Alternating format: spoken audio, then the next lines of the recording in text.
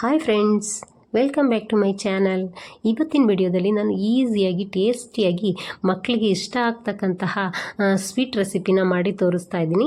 ಇವತ್ತು ನಾನು ಮಾಡ್ತಾ ಇರೋ ರೆಸಿಪಿ ಬಂದು ಎಳ್ಳಿನ ಚಿಕ್ಕಿ. ಇದು ತುಂಬಾ ಟೇಸ್ಟಿಯಾದಂತಹ ರೆಸಿಪಿ ಮತ್ತು ಆರೋಗ್ಯಕರವಾದಂತಹ ರೆಸಿಪಿ ಕೂಡ ಹೌದು. ಮಕ್ಕಳು ಹೊರಗಡೆ ಏನಾದರೂ ಸ್ನ್ಯಾಕ್ಸ್ನ ಕೇಳಿದಾಗ ನಾವು ಅದನ್ನೆಲ್ಲ ತಂದು ಆರೋಗ್ಯನ ಕೆಡಿಸೋದಕ್ಕಿಂತ ಈ ರೀತಿ ಮನೆಯಲ್ಲೇ ಆರೋಗ್ಯಕರವಾದಂಥ ಸ್ನ್ಯಾಕ್ಸ್ನ ಮಕ್ಕಳಿಗೆ ಮಾಡಿಕೊಡ್ಬೋದು. ಬನ್ನಿ ಇದನ್ನು ಯಾವ ರೀತಿ ಮಾಡೋದು ಅಂತ ನೋಡೋಣ. ಫಸ್ಟಿಗೆ ನಾನಿಲ್ಲಿ ಒಂದು ಬಾಣಲೆ ಇಟ್ಕೊಂಡು ಊರಿನ ಸಿಮ್ಮಲ್ಲೇ ಇಟ್ಕೊಂಡು ಅದಕ್ಕೆ 1 ಕಪ್ಪಷ್ಟು ಎಳ್ಳನ್ನು ಹಾಕ್ಕೊಂಡು ಈ ರೀತಿ ನಿಧಾನವಾಗಿ ಕೈಯಾಡಿಸ್ತಾ ಹುರ್ಕೊಳ್ತಾ ಇದ್ದೀನಿ. ಈ ರೀತಿ ಊರಿನ ಸಿಮ್ಮಲ್ಲೇ ಇಟ್ಕೊಂಡು ನಿಧಾನವಾಗಿ ಕೈಯಾಡಿಸ್ತಾನೆ ಹುರ್ಕೊಳ್ಬೇಕು. ಕೈನ ಬಿಡೋಕೆ ಹೋಗಬಾರ್ದು, ಈ ರೀತಿ ತಿರುಗಿಸ್ತಾನೆ ಇರಬೇಕಾಗತ್ತೆ.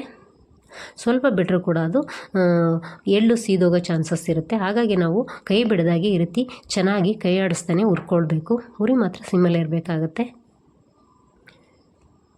ನೋಡಿ, ಈ ರೀತಿ ಚೆನ್ನಾಗಿ ಹುರಿಬೇಕು. ಈಗ ನೋಡಿ, ಇದಾಗಿದೆ, ಎಳ್ಳೆಲ್ಲ ಚಟಪಟ ಅಂತ ಇದೆ. ಕೇವಲ 1-2 ನಿಮಿಷಗಳ ಕಾಲ ಹುರ್ಕೊಂಡ್ರೆ ಸಾಕಾಗುತ್ತೆ. ಈಗ ಅದನ್ನು ತೆಗೆದು ಆರ್ಲಿಕ್ಕೆ ಬಿಡ್ತಾ ಇದ್ದೀನಿ. ಈಗ ಇನ್ನೊಂದು ಬಾಣಲೆ ಇಟ್ಕೊಂಡು ಅದಕ್ಕೆ 1 ಕಪ್ಪಷ್ಟು ಬೆಲ್ಲನ ಹಾಕ್ಕೊಂಡಿದ್ದೀನಿ. ಈಗ ಅದಕ್ಕೆ 1 ಸ್ಪೂನಷ್ಟು ನೀರನ್ನ ಹಾಕ್ಕೊಳ್ತಾ ಇದ್ದೀನಿ. ಈಗ ಇದನ್ನು ಒಂದು ಸಲ ಚೆನ್ನಾಗಿ ಮಿಕ್ಸ್ ಮಾಡಿ ಕರಗ್ಲಿಕ್ಕೆ ಬಿಡಬೇಕು. ನಾನು 1 ಕಪ್ಪಷ್ಟು ಎಳ್ಳಿಗೆ 1 ಕಪ್ಪಷ್ಟು ಬೆಲ್ಲನ ಉಪಯೋಗಿಸ್ತಾ ಇದ್ದೀನಿ. ನಾವು ಸಮ ಪ್ರಮಾಣದಲ್ಲಿ ಅಳತೆನ ತಗೋಬೇಕು, ಆಗ ಮಾತ್ರ ಎಳ್ಳಿನ ಚಿಕ್ಕಿ ತುಂಬ ಚೆನ್ನಾಗಿ ಬರುತ್ತೆ. ಈಗ ನಾನು ಬೆಲ್ಲ ಕರಗೋ ಹೊತ್ತಿಗೆ ಬಟರ್ ಪೇಪರ್ ಮೇಲೆ ಸ್ವಲ್ಪ ಎಣ್ಣೆ ಅಥವಾ ತುಪ್ಪನ ಈ ರೀತಿ ಹಾಕ್ಕೊಂಡು ನಾನು ಸ್ಪ್ರೆಡ್ ಮಾಡಿ ಇಟ್ಕೊಳ್ತಾ ಇದ್ದೀನಿ. ಈಗ ಈ ಕಡೆ ಕೂಡ ಬೆಲ್ಲ ಚೆನ್ನಾಗಿ ಸ್ವಲ್ಪ ಕರಗಿದೆ.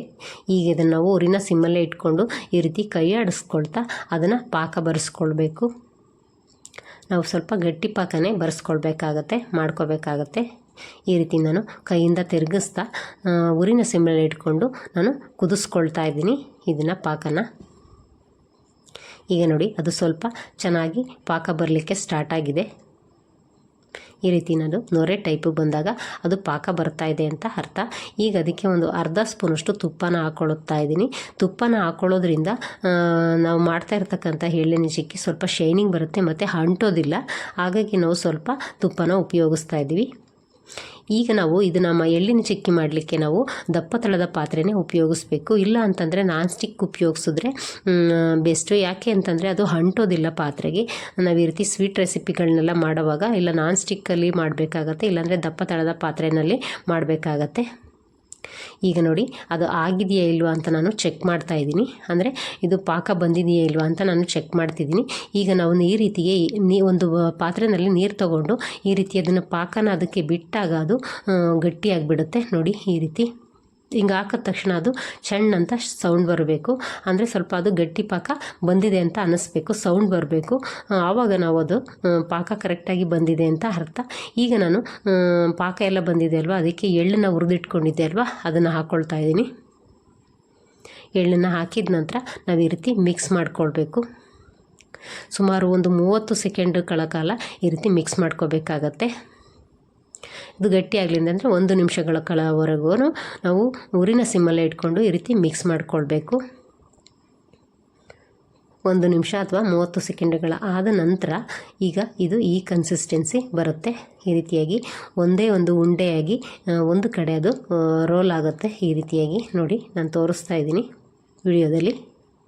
ಈ ರೀತಿ ಬಂದಾಗ ನಾವು ಅದನ್ನು ತೆಗೆದು ನಾವು ಬಟರ್ ಪೇಪರ್ ಮೇಲೆ ಎಣ್ಣೆ ಅಥವಾ ತುಪ್ಪನ ಸವರಿ ಇಟ್ಕೊಂಡಿದ್ದೀವಲ್ವ, ಅದ್ರ ಮೇಲೆ ನಾವು ಹಾಕ್ಕೊಳ್ಬೇಕು. ನೋಡಿ ಎಷ್ಟು ಸಖತ್ತಾಗಿ ಬಂದಿದೆ ಅಂತ. ಈಗ ನಾನು ಬಟರ್ ಪೇಪರ್ ಮೇಲೆ ಎಣ್ಣೆ ಸವರಿ ಇಟ್ಕೊಂಡಿದ್ದೆ ಅಲ್ವಾ, ಅದ್ರ ಮೇಲೆ ಈ ಎಳ್ಳಿನ ಮಿಶ್ರಣನ ಹಾಕ್ಕೊಳ್ತಾ ಇದ್ದೀನಿ. ಈಗ ಈ ರೀತಿ ನಾವು ಹಾಕ್ಕೊಂಡು ಅದನ್ನು ಈ ರೀತಿ ಒಂದು ಚಪಾತಿ ಲಟ್ಟಿಸ್ತೀವಲ್ಲ, ಅದರಿಂದ ನಾವು ಈ ರೀತಿ ಲಟ್ಟಿಸ್ಕೊಳ್ಬೇಕು. ನಮಗೆ ಎಷ್ಟು ದಪ್ಪ ಬೇಕೋ ಅಷ್ಟು ದಪ್ಪ ನಾವು ಲಟ್ಟಿಸ್ಕೋಬೇಕಾಗತ್ತೆ. ನಾವು ಇದನ್ನು ತುಂಬ ಟೈಮು ತೊಗೊಳಕ್ಕೆ ಹೋಗಬಾರ್ದು. ಇಮಿಡಿಯೇಟಾಗಿ ಆ ಪಾತ್ರೆಯಿಂದ ತೆಗೆದ ತಕ್ಷಣವೇ ನಾವು ಬಟರ್ ಪೇಪರ್ ಮೇಲೆ ಹಾಕ್ಕೊಂಡು ಈ ರೀತಿ ನಾವು ರೋಲ್ ಮಾಡ್ಕೋಬೇಕಾಗತ್ತೆ.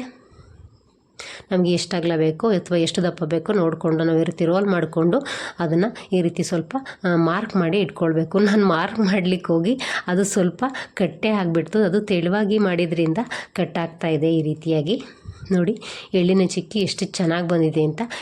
ಕೇವಲ ಒಂದು 5-10 ನಿಮಿಷಗಳ ಟೈಮಲ್ಲಿ ನಾವು ಮಕ್ಕಳಿಗೆ ಆರೋಗ್ಯಕರವಾದಂತಹ ಸ್ನ್ಯಾಕ್ಸ್ ರೆಸಿಪಿನ ಈ ರೀತಿ ನಾವು ಮಾಡಿಕೊಡ್ಬೋದು ಮನೆಯಲ್ಲೇ. ನೋಡಿ ಎಷ್ಟು ಸಖತ್ತಾಗಿ ಬಂದಿದೆ ಅಂತ. ಅದನ್ನು ಕಟ್ ಮಾಡಿ ಕೂಡ ತೋರಿಸ್ತಾ ಇದ್ದೀನಿ. ನೋಡಿ ಎಷ್ಟು ಚೆನ್ನಾಗಿ ಕಟ್ ಆಗ್ತಾ ಇದೆ ಅಂತ. ನೀವಿನ್ನು ನಮ್ಮ ಚಾನಲ್ಗೆ ಹೊಸಬರಾಗಿದ್ದರೆ ನಮ್ಮ ಚಾನಲ್ನ ಸಬ್ಸ್ಕ್ರೈಬ್ ಮಾಡ್ಕೊಳ್ಳಿ. ಹಾಗೆ ವಿಡಿಯೋ ಇಷ್ಟ ಆದರೆ ಲೈಕ್ ಮಾಡಿ, ಶೇರ್ ಮಾಡಿ. ನೀವು ಕೂಡ ನಿಮ್ಮ ಮನೆಯಲ್ಲಿ ಎಳ್ಳಿನ ಚಿಕ್ಕಿನ ಮಾಡಿಕೊಂಡು ಯಾವ ರೀತಿ ಬಂತು ಅಂತ ನನಗೆ ಕಮೆಂಟಲ್ಲಿ ತಿಳಿಸಿ. Thank you for watching.